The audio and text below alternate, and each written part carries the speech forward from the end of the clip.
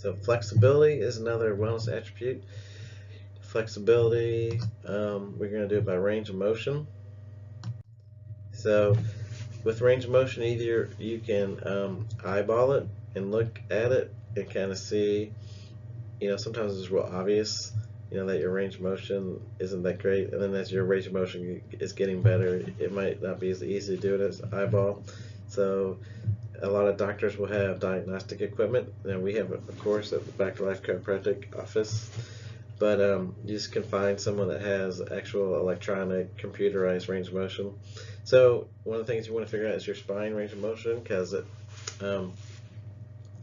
so you can do it with the neck range of motion would be flexion, putting your chin in your chest, extensions looking up at the ceiling, left rotations turning to the left as far as you can, right rotations turning your head to the right as far as you can, left lateral flexion is putting your ear to your shoulder, and the right lateral flexion is putting your ear to shoulder.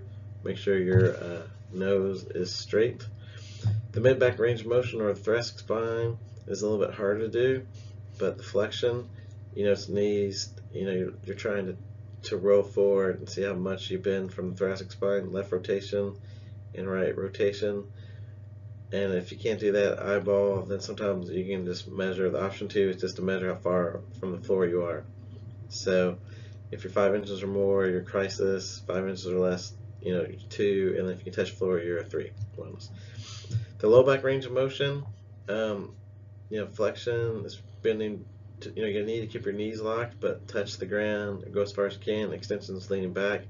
Left lateral flexion, so sliding your arm down, your hand down your leg, lateral leg, outside your leg.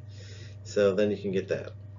And then certain places you go to, we'll just have a score, like where we do your range of motion, it just gives you a wellness score with each one of these. So, but just write down if you have full range of motion less, or you're less than 20% or around 20%, and then just give yourself a score. So that's an easy way to do range of motion.